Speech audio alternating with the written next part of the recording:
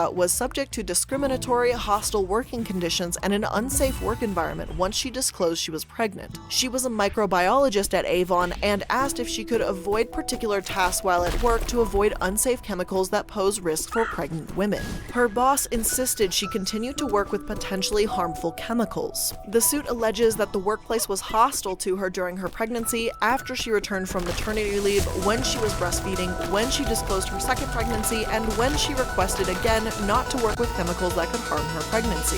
The suit also alleges that her superior confronted her in 2016 when she stated documenting her hostile work environment and started yelling about her efforts. After reporting the incident, she was transferred to a department she had no experience in for a position she was unqualified for and was constructively discharged 2 weeks later, according to the lawsuit. So yeah, Avon is all for women until they get pregnant or need to breastfeed, I suppose. Super empowering.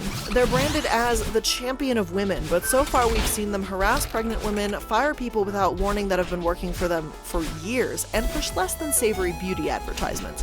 That's not the champion I'd like, thanks. The lawsuit was settled this year in January, so it's not as if I'm dragging up some dark, long-buried past here either. This was only a couple months ago. Even while I was doing research on this case, I found another class action lawsuit filed only last year on April 12, 2019. And this one was for misclassifying workers as independent contractors to make them exempt from labor protections. The 45-page case against Avon Products, New Avon, and Cerebus Capital Management challenges the alleged systematically illegal employment practices affecting Avon workers with the title of District Sales Manager. The case claims these workers were designated by Avon as independent contractors when they should have been considered bona fide employees and entitled to the workplace protections afforded to such. Avon's alleged misclassification of the workers, the suit's two named plaintiffs claimed, marks an attempt by the direct beauty product seller to avoid various duties and obligations owed under California and federal labor laws. And we've seen this before with other MLMs like Cutco.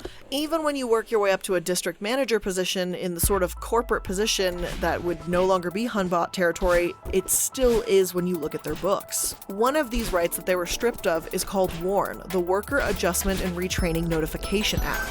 They didn't provide 60-day notice when mass layoffs took place from January 21st to June 30th, 2017. Specifically, on January 21st, 2017, defendants terminated approximately 140 employees. Thereafter, on February 24th, 2017, defendants terminated additional employees, including plaintiff. Finally, on June 30th, 2017, defendants terminated hundreds of additional employees. Such mass termination resulted in employment loss at the facility for at least 33% of the employees, excluding part-time employees. Plaintiffs and members of the WARN plaintiff class were not provided with notice of such termination 60 days in advance thereof. The lawsuit alleges that this also includes a failure to provide meal breaks, overtime, any breaks really, and basic rights you have at a job. But the shit keeps getting better. To see if this case was resolved, and it doesn't seem to be, by the way, since it was only filed last year, I looked up California Avon lawsuit to see if any more information could be available. And guess what I found? Another lawsuit! This one from 2013. It alleges the exact same thing as the one I was just looking at, and apparently that one was settled for $1.8 million in 2016. And then no, I'm not joking, but I found yet another one. Avon hasn't had just one district manager sue them because they were classified as an independent contractor, not paid overtime, or given workers' rights. They haven't had just 2 lawsuits, but it looks like they've actually had 3. And that's just what I could find about them not giving proper work rights. I'm sure there's probably more somewhere elsewhere. But seriously, I had to go through these tabs over and over and over to make sure I wasn't getting any of them mixed up because they all seem so similar, and yet when you look at the details, they're all different. But then there's one that was filed last year, 2019, and the lawsuit is entitled Rogel versus Avon. And there's one I found through Nelson, the former district manager, that was filed in 2013. But then there's even another lawsuit that looks like it ended in 2013 from Don Potter Law. And there isn't a ton of information out there about Morrow versus Avon apparently, and I find it weirdly suspicious how all these lawsuits from one to last year, the gigantic one in 2013, and this one, all are just conveniently missing from Avon's Wikipedia page. Now, for those of you that do look at my sources that I list in my description box in every single video, there's a pastebin link right at the very top for like all of these videos, you'll notice that Wikipedia is always a source in there, and some of you guys have been critical of me using Wikipedia. Now let me explain my my reasons why. Wikipedia is really good to set up a general timeline. While it may not provide the most accurate information, it can provide me a general layout of where to go, of where to look for things to research. It also happens to be what pops up a vast majority of the time when a consumer is looking for that company. So it's a good insight to see if you were someone looking into Avon, if you were unsure because your friend started selling it, what would you do? You'd type in Avon and a Wikipedia page would pop up. So it's really good to look at that as well and see what is being publicly put out there and very, very easily accessible when I'm crafting these videos. So I find it really interesting that none of these lawsuits popped up. There's no sections for lawsuits, nothing. I've got no clue why this might be the case, but it's definitely interesting and not super normal either. Just because a case isn't settled doesn't mean the public shouldn't know about it, right? I mean, if I were applying to Avon, I'd want to know if they have a pattern of this type of abuse and treating their workers badly, and unfortunately, that's the case here. Though there's multiple factors for why Avon is on the decline, I have no doubt this is one of them. They've been missing their first quarter sales goals, falling about 10% each year for the past few years now, and you don't see them online as much, certainly not the way you see Beachbody, Unique, or Arbonne. Last May, it was reported that the company's loss widened to $32.7 million or 9 cents per share in the first quarter ended March 31st from $20.3 million or 6 cents per share a year earlier. That May marked the 10th straight quarter their active representative count went down. And obviously, I hope the numbers continue to plummet. The less MLMs out there, the better. But just before we wrap up today's video, we're gonna go over the numbers. It brings me a lot of joy to expose just how empowering these businesses truly are, especially from a company that's all about being your own boss and then, firing everyone without little notice whatsoever. According to the calculations done by the finance guy, the average Avon rep makes under $25 per week, and that's less than $100 a month. Minimum wage is $7.25, so as long as these Hunbots are working more than 13 hours a month, they're getting paid less than the minimum wage. Even from their own recent reports, everything seems to be on a slow and steady decline. Not to mention, if they're losing representatives, this means people are losing their downline. I can't imagine it's easy to recruit to this company when they're actively dying. I don't seem to see it has much of a presence as other MLMs, and their makeup products are mediocre to average at best. And it's not that the unbiased reviews were all trash talk, but I didn't exactly see anyone fall in love with products either. Granted, those are very few unbiased opinions out there. Just about any review you'll find has some sort of link to buy the products through them or through someone they know. Overall, the only good this company has done is support breast cancer research and domestic abuse charities. With the damage they've done and how they treat their employees, though, I don't think that alone could make them something worth supporting. It's like Unique or Pure Romance. A fraction of a percent may go towards actually supporting women, but the rest of it goes towards bringing women down, paying them less than minimum wage, firing people without any notice whatsoever, or simply because they're pregnant. Yeah, what a champion for women we've got here. But all in all, I really hope that Avon does continue to decline until eventually they go under. Things seem to be on that route even if they've managed to stay alive this long. What they did overseas to pregnant employees and district managers, I found really disheartening and disgusting. No one, no individual business, nothing can empower women with that kind of attitude. So with that being said, that's where I'm going to end today's video. Let me know your thoughts in the comments section down below. If you enjoyed today's video, make sure to hit that like button, and if you're new here, hit that subscribe button. If you want more content from me, pop open my description box. You're going to find links to all my sources for this video, my second channel for my puppy Casper, collaboration channel with Sad Milk, all of my social media, and a whole bunch of good stuff will be down below. So again, guys, thank you so much for making it to another video. I love you so much, and I'll see you in the next one. Bye!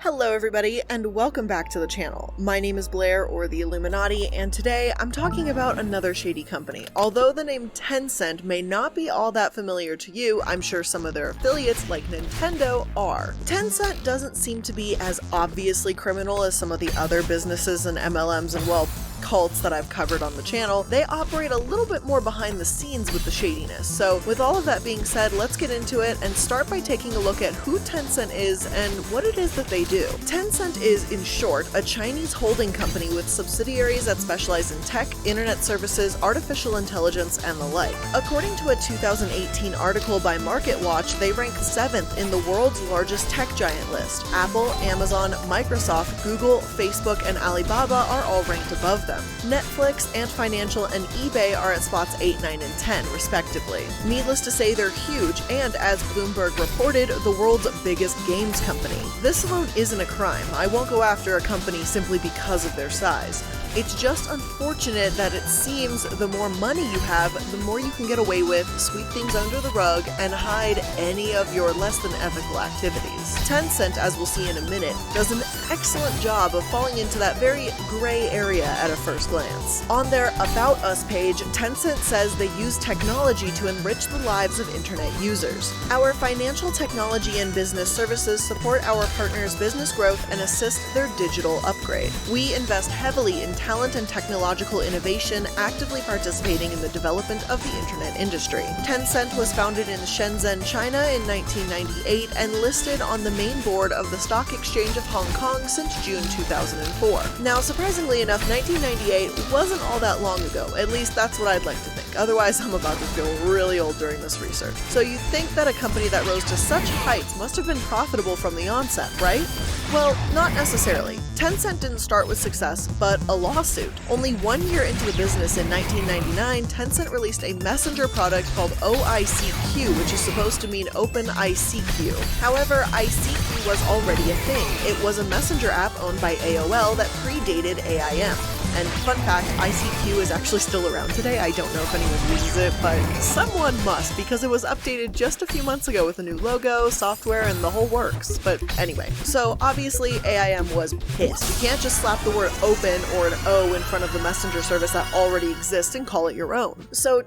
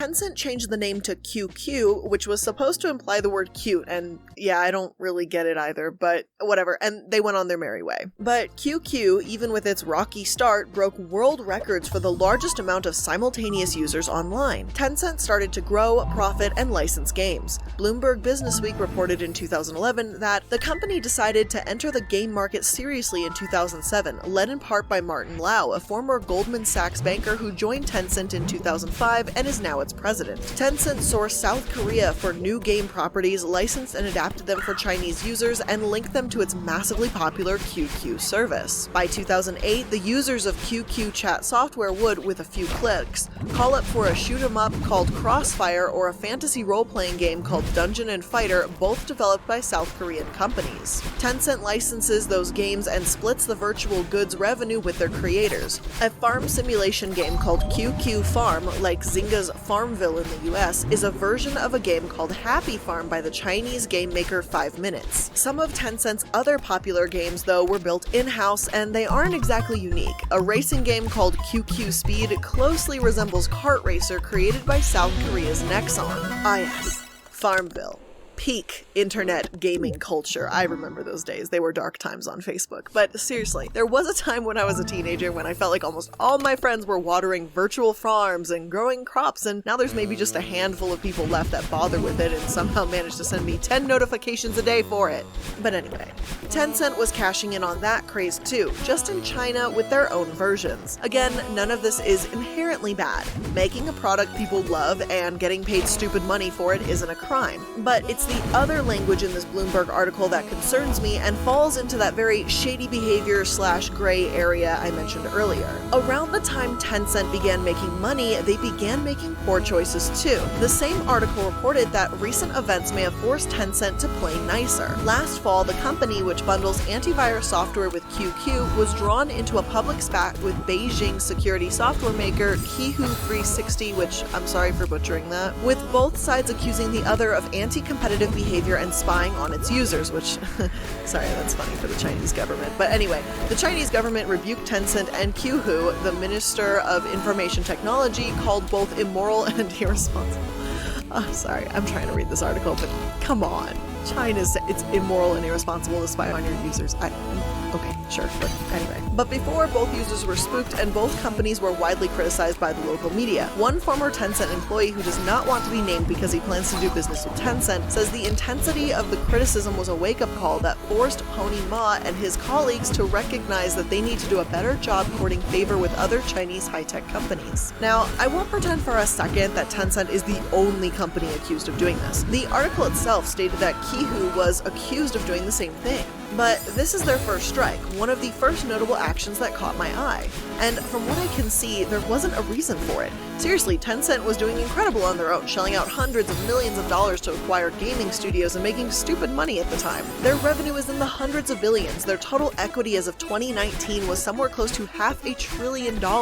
I'm not saying that they were worth that in 2011, but they had broken records. We're not talking about a small gaming company looking at other developers for inspiration, but a titan of the industry using shady tactics to take down competitors. Tencent's power obviously grew, and with it, so did their influence. One prime example of this has been their relationship with Riot Games, just one of the many game developers Tencent has their hand in. Now, before we get into specifics, I want you to imagine something. Imagine that you've developed your own video game. It's your pride and joy, your baby, and people love it. In fact, it's one of the most famous video games out there. A gigantic corporation, one that owns stock in your game, wants to milk this for all it's worth. They ask you if you'll turn it into a mobile game, but you know that's not what your vision for this was, so you decline. Then that same company, the one that was supposed to be your parent company, goes behind your back and makes a mobile game without your consent that is a ripoff of the game you made. Wouldn't you be just a bit fucking devastated and outraged? Well, that's exactly what Tencent did with League of Legends. According to .esports, when mobile gaming began to overtake hardcore gaming, Tencent apparently approached Riot about turning its only game, League of Legends, into a mobile title. Riot declined, saying that the game game's experience couldn't be replicated on smartphones. Tencent then reportedly created their own mobile game, Wangzi Rongyeo, sorry for butchering that, roughly translated to English as Honor of Kings in 2015. When Riot discovered early screenshots of the game, which now arrived in North America as Arena of Valor, some employees were not happy. "We were stunned," one of the former Riot staffers that the information interviewed said. "They were blatantly ripping off our intellectual property." Riot reportedly brought these concerns to Tencent, and Tencent responded by changing its own game enough to sell as a standalone product with no relation to League. The game then went on to be the most popular smartphone game in China by the end of 2017, according to the report. Riot supposedly wasn't a fan of King's sudden popularity, according to the interviews with those close to Riot by the information. And look, rip-off games happen a lot, and they happen all the time. The amount of Candy Crush rip-offs out there or similar games to that, it's insane, and it's, oh god, it clogs up my Instagram feed, but whatever. But it's kind of ironic that there's so many of those Candy Crush rip-off games, considering that Candy Crush itself is a rip-off of a game called Candy Swipe, but whatever. The number 2048 number mobile games makes it a pain to find out which one is the original. In short, mobile games getting copied isn't new. So I understand some people typing away in the comments, oh, it doesn't matter that League was copied on mobile, it's not the same. But what's important to remember is that Tencent is Riot Games' parent company. This isn't a new gaming company trying to cash in on someone else's success and steal their ideas.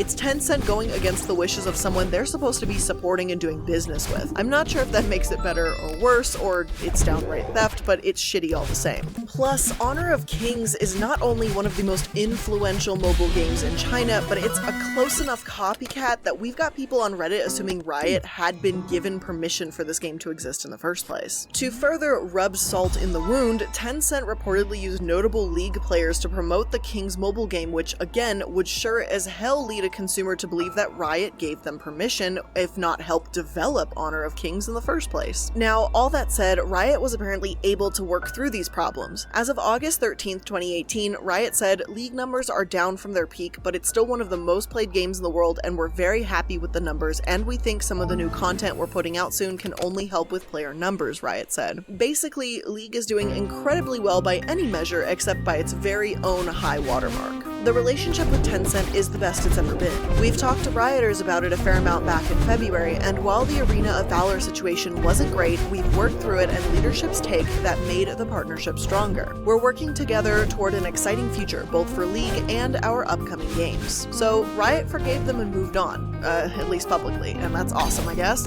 I mean, it doesn't seem like they had much of a choice in what was gonna happen anyway, but hey, good news is good news, right? Well, this is the only time Tencent has used their obscene amount of control to affect the games industry, and because if it was, I wouldn't be making this video. Now, one of their stranger activities has been promoting Chinese Communist Party propaganda. Now, I'm not trying to get all political here and accuse every patriotic game they make as a propaganda. I mean, a game celebrating a country isn't automatically political, I guess, whatever, but okay. Anyway though, listen, they've literally released a game called Clap for Xi Jinping, an awesome speech. I mean, personally, I don't find tapping away at my smartphone to clap for a political party a form of entertainment, but go off, I guess. It's just that it's not this game alone that bothers me. Tencent literally partnered with the Communist Party propaganda department. Yes, that is an actual department. Propaganda, in case you didn't know, is information that is designed to be misleading and politically biased. Getting into China's political system is not something I signed up for today, but there's more of it to come.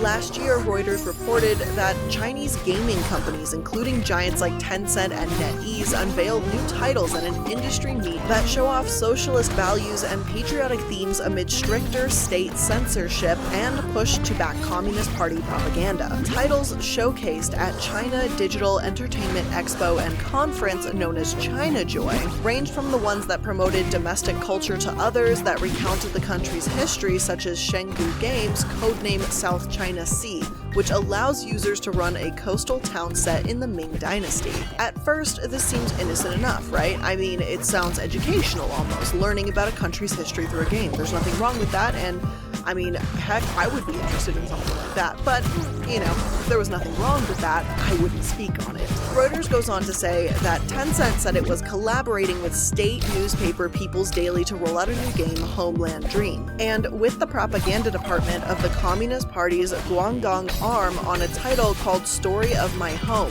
Players of Homeland Dream, for example, will be tasked to develop a city and will need to execute policies like poverty alleviation and tax reduction, which are key goals of Beijing under the current president. China has pushed to cleanse online content from video streaming to games to meet strict rules banning material that goes against Communist Party values. Gaming companies need to seriously consider social effects and always steer in the right direction of politics, value, content theme, and quality, and never provide platforms and channels for the wrong views and low taste. So yeah, that's gonna be one fat yikes on trikes from me. I'm not saying Tencent should get shut down, but this isn't a company I'd want to support either. I wouldn't want to support a tech giant coming out with games that have me learn about history from a skewed point of view, whether it be right, left, or wherever the heck the Chinese government falls. But I try to be about the facts, and honestly, with these games, well, they're working with a propaganda department, alright? So it's not going to be 100% factual.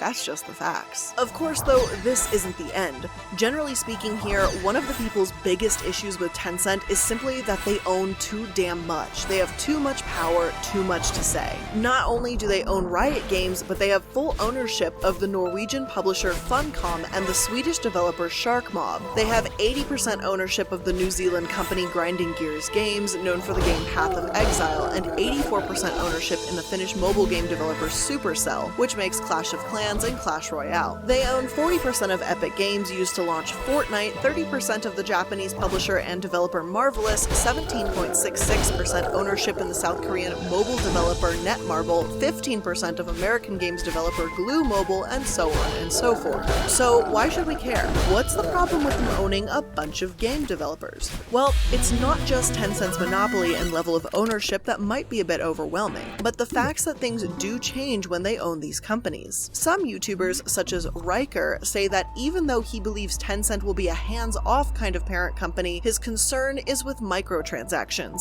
I do believe that this acquisition is a concern for Path of Exile, but the reason being that Path of Exile's business model revolves around microtransactions, and a lot of people spent money on microtransactions simply to support Grinding Gear games. He poses the question, will the community still support Grinding Gear games when they're not an indie company? It used to be this David and Goliath story. You had the small indie dev and Path of Exile going up against the giant Activision Blizzard and Diablo 3. You had this small grassroots team depending on its player base to support the game versus the giant corporate money machine. You know, some of the microtransactions in the game are quite pricey, but that was okay, because it was more of a means of supporting the developer. But now, GGG isn't an indie dev anymore. They're part of the Tencent money machine. For a lot of gamers, Riker explains, it felt like a David and Goliath situation, and they were okay with spending a little bit more money to support a little guy, a smaller company fending for themselves without piles of cash that other developers had. Now, being acquired by Tencent, the company may not feel that way anymore. This is undoubtedly a reality, not only in the gaming world, but in just about any other industry you can think of.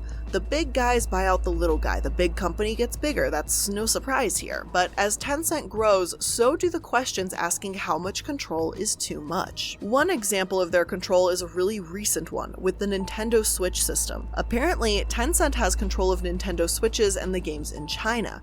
I can keep playing Animal Crossing in peace, since they're only partnered with Tencent in China, but the fact that Nintendo is working with Tencent is just kind of a bummer, honestly. I have no doubt it's to get their games out to millions of potential customers and gain access to the Chinese market, because Tencent, by all accounts, has been the only way into that market in the first place. But it still just kinda sucks. Business Insider reported late last year that after decades of being locked out of China, Nintendo is finally breaking in, albeit through the Chinese conglomerate Tencent. The two companies announced a collaboration back in April that finally enables a Nintendo game console, the Switch, to launch in China, the largest gaming market in the world. The deal also enables some of Nintendo's biggest Switch games to launch in China, but it sounds like Tencent's ambitions with Nintendo don't end with the Chinese collaboration. What we want is to expand from China, and one target is console gamers in the US and Europe, an unidentified Tencent staffer told the Wall Street Journal in a piece published over the weekend. We hope to create console games with Nintendo characters and learn the essence of making console games from Nintendo engineers. That's a pretty major goal, and especially bold given Nintendo's history of being extremely protective of its characters and properties. The company is famously careful about which companies it allows to make games with its properties and has retained a reputation for quality control as a result. Now, Nintendo, if for some strange reason you're listening,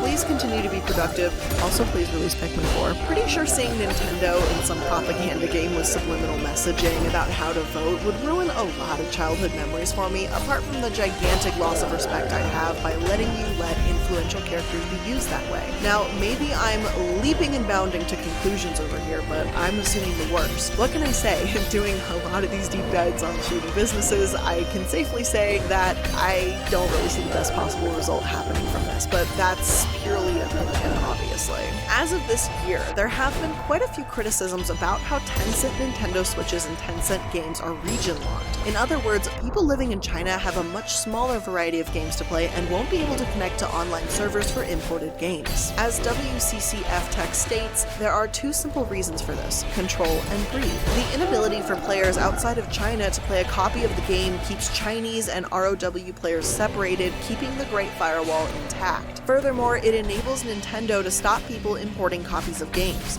These titles are also priced as considerably lower than those outside of China, approximately $40 within China, $60 outside of China. Essentially, Nintendo forbidding these Chinese copies from working on non-Tencent consoles ensures that people won't be able to purchase the games at a more favorable rate. All of the above applies to digital copies of games too. Again, they own too much. So much that they're getting sued for being a monopoly. These are, again, the levels of greed that we're talking about here. One of their most popular messaging apps, WeChat, like the Chinese version of WhatsApp, came into question in December of 2019.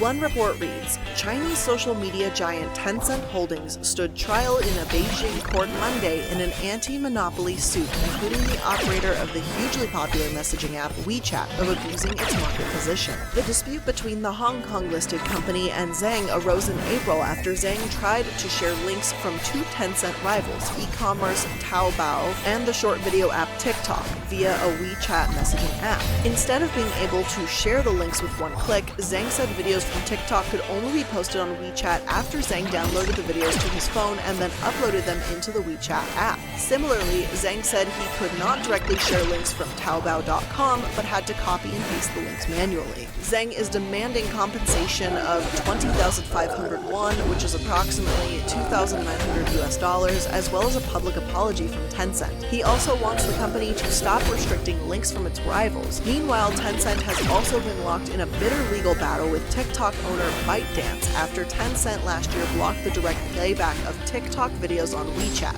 Zhang Yiming, the founder of CEO ByteDance, publicly accused Tencent of unfairly diminishing market competition.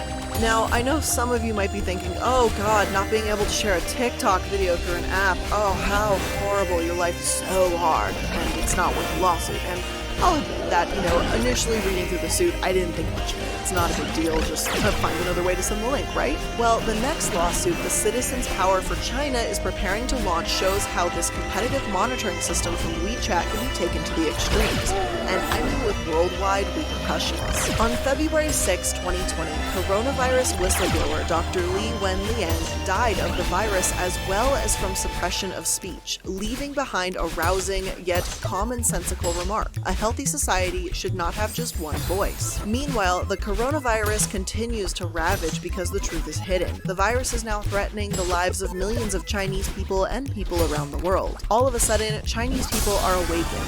Letting people speak their minds is not life-threatening. However, silencing people costs the lives of many. The voice for freedom of speech is unprecedentedly strong and eager. Dr. Li Wenliang's story started from him posting a message on a WeChat group chat. He mentioned that there are are 7 confirmed cases of SARS at Huanan Seafood Market. The latest news is that have been confirmed to be coronavirus infections. WeChat's monitoring led to his eventual doom. Experts estimate that over 1 billion citizens living in China use WeChat, and another 100 to 120 million people outside of China use WeChat. WeChat has become an indispensable part of their daily communication and indeed of their lives. Therefore, it is arguable that the Chinese people's freedom of speech is to a certain extent the freedom of speech on WeChat. Li, one of the multiple doctors that was a whistleblower trying to warn people about COVID-19, had to deal with WeChat's monitoring. Remember how the news mentioned how a Chinese messaging app was censoring certain words around COVID among all the crazy news reports at the time? Well, yeah, it's this app, and Tencent is the company. The monopolies, the shady behavior, it has all the red flags. Bad behavior, though nothing we haven't really seen before, or at least some kind of equivalency. But it's this that has people up in arms, and deservedly so. WeChat is one of many reasons that people in China demand free speech from their government. They're fucking aided by the government in hiding COVID cases. It just can't really get worse than that. Well, I can't really say that. I'm sure there's worse things going on in China, honestly, that we just don't know. Imagine Facebook Messenger censoring words about the pandemic when you're trying to talk to your friends about what's going on.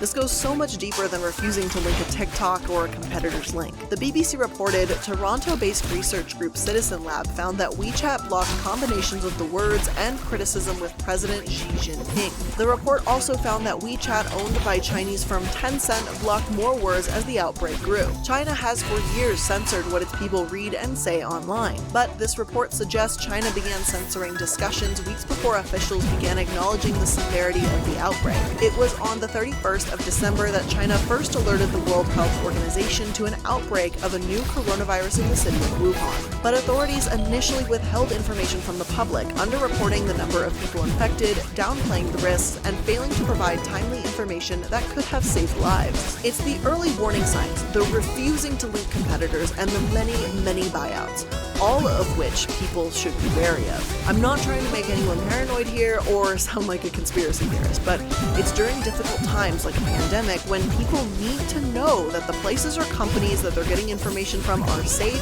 or at least know that they have a bias so that they understand what information is being passed through to them. WeChat is controlled by the government, and from the looks of things, as is Tencent, and anyone, any company, that suppresses free speech is one I can't really support. I can't say for certain that if this hadn't happened, more people would have survived, but we can only speculate. So with that being said, why isn't Tencent in more trouble?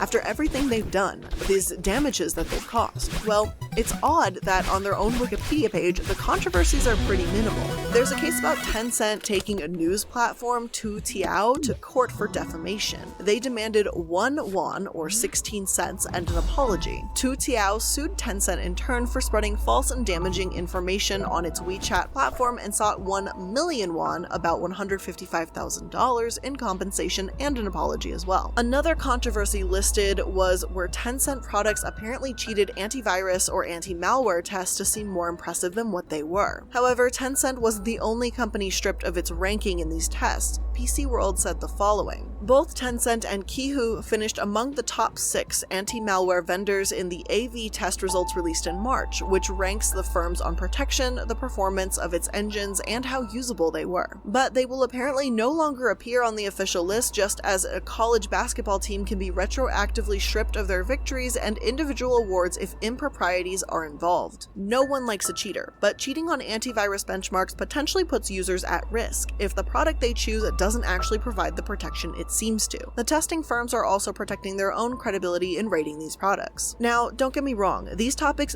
do belong on the controversy section of Wikipedia, but compared to what we just heard, they kind of pale in comparison. Cheating on an antivirus benchmark, yeah, that's fucked up. But they've endangered lives by restricting freedom of speech, and isn't that worth mentioning on the page too? I mean, hell, I was able to find an article about how Tencent distributed 1.2 million face masks to medical staff in April with no problem. But as of writing this, there's nothing about WeChat or COVID, maybe because it's something they don't exactly want on their page if I had to guess. Tencent, make no mistake, can't get away with just about anything. Not only have they censored language on WeChat, but they try to censor anyone that disagrees with them. As a tech giant, they seem to get away with it. The Financial Times reported in August 2019 that Tencent has long had a potent tool for muzzling critics: shut down their accounts. But in recent months, the Chinese social media group has changed tact, slapping multi-million renminbi defamation lawsuits on 3 bloggers who wrote about the company on its ubiquitous WeChat app. "It's very weird," said Yan, who was faced with a $140,000 equivalent defamation lawsuit from Tencent in March after writing an article about the dominance of the super powerful WeChat platform and its potential for data breaches. "If Tencent questioned my comments, they could have stopped me publishing them on WeChat, but they just directly appealed to the court and sued me." Tencent declined to comment on the cases, but in a document submitted in May after a court hearing against Ma, another one of the bloggers, it said it opted against deleting the offending articles on WeChat because doing so would further cause damage to Tencent's reputation. For defendants, defamation suits have big repercussions. While Tencent's lawsuits against its critics have so far been civil cases precluding jail sentences, the large sums demanded as compensation can be financially crippling. So there you have it, one of the world's largest tech companies suing its own critics. It's not really surprising with the censoring on WeChat, but it is disturbing to see. Sure, the issues with League of Legends and their mobile game was greedy and a low blow, but it's unfortunately something we've come to expect. Tech giants don't play nice, but this kind of censorship is a whole new level, and what they will admit to, the antiviral cheating and the issues with the news source, don't even begin to paint the whole picture of what this company is really about. Again, I really don't want to get too political by saying all of this, but as long as Tencent is working with a government that doesn't allow for free speech, these problems will only get worse. And it's their people, from bloggers to game developers to average citizens looking for unbiased information, that will continue to suffer the results. So with all of that being said, that's where I'm going to end today's video. Let me know your thoughts in the comment section down below. I know there's still so much more we can add to Tencent, but I just wanted to give kind of a brief overview of what this company has going on for itself. If you enjoyed today's video, make sure to hit that like button. If you're new to the channel, make sure to hit that subscribe button. If you want more content from me, you can pop open my description box. You're going to find links to all of my social media, second channel, all sorts of shenanigans. They're all going to be in the description box. So again, guys, thanks so much for watching the video. Love you, and I'll see you in the next one. Bye, guys!